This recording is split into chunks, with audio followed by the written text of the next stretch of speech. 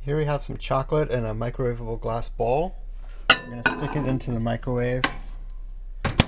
Set the timer for 30 seconds at half power. Let that go. And we're going to stir them. May not look like the chocolate's melted, but it's going to be warm in the center because that's how microwaves work. They heat through the middle first and work their way out.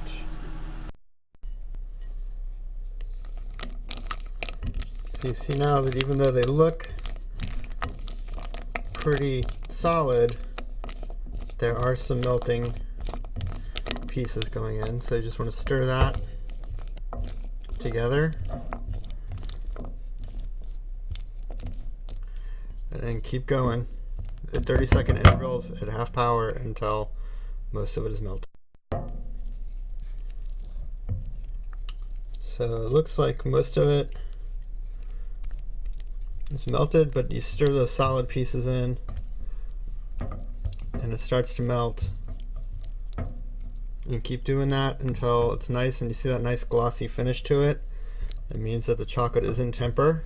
It's about 100 degrees right now, and you want to let it cool till it is about 89 or 90 degrees. You just keep stirring that, it's called the seed chocolate, the larger pieces, into the chocolate. Again, until you get that nice smooth finish and that glossy shine. At this point, if needed, you could add it into the microwave again for 10-second intervals instead of 30. And here we have our nice, smooth, melted tempered chocolate.